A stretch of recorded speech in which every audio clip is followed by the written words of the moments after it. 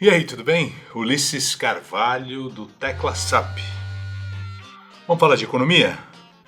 A confusão entre economical, economics e economy costuma ser muito grande.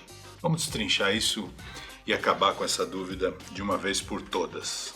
O adjetivo econômico, economic, é o mais genérico para você se referir, por exemplo, a um plano econômico, economic plan.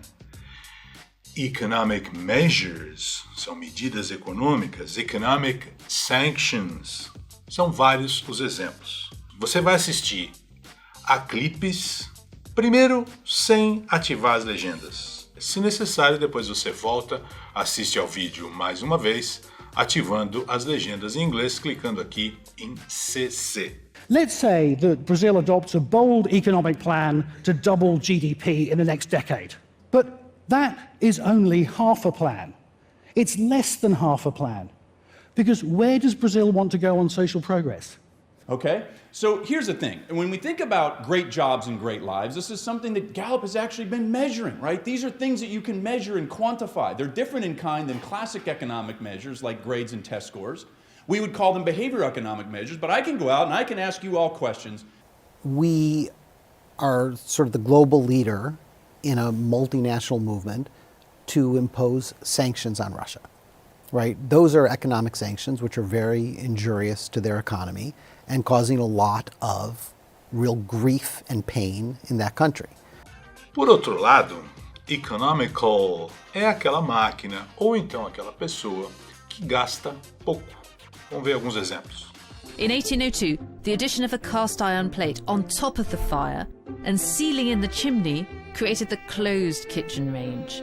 Economical on fuel and highly adaptable, the prototype of the modern cooker had arrived. With it, a smoke-free kitchen. Então você pode se referir a um carro, né? The most economical car, que é um carro que gasta menos. You know, what would you like to change? You know, with the car, it's like, you know, what would you like to change about the car you've got now? And they might say, well, I want to go from a four-door to a two-door, or I want to get a bigger car or a smaller car or a more economical car, a more reliable car. So just probing for problems. Economy é o termo genérico para você se referir à economia como um todo. A economia de um país, a economia de um continente, por exemplo.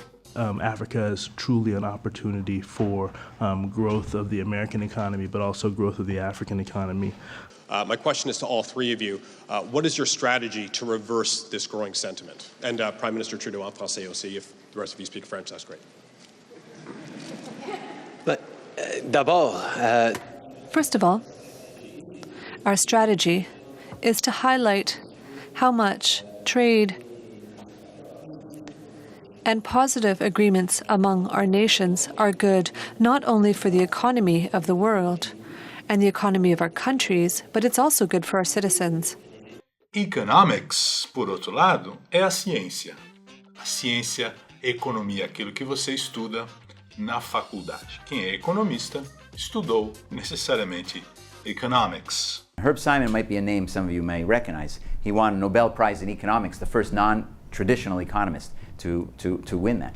Professor of Economics e Economics Professor são duas opções para você se referir a um professor de economia, um professor da ciência economia.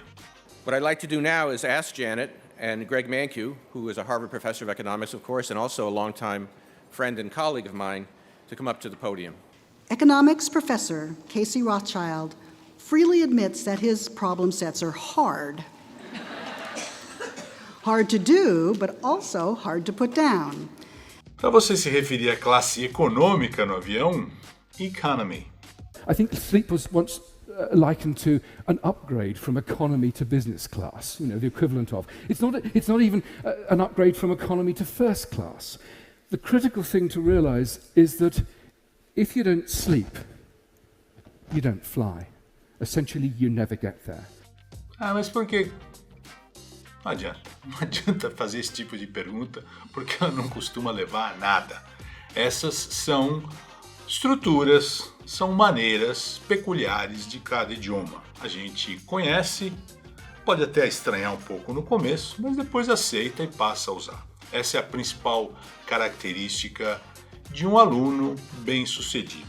É isso. Espero que você tenha gostado desse vídeo. Se aprendeu alguma coisa, se curtiu, aperta o joinha aí para dar uma força para o Tecla SAP.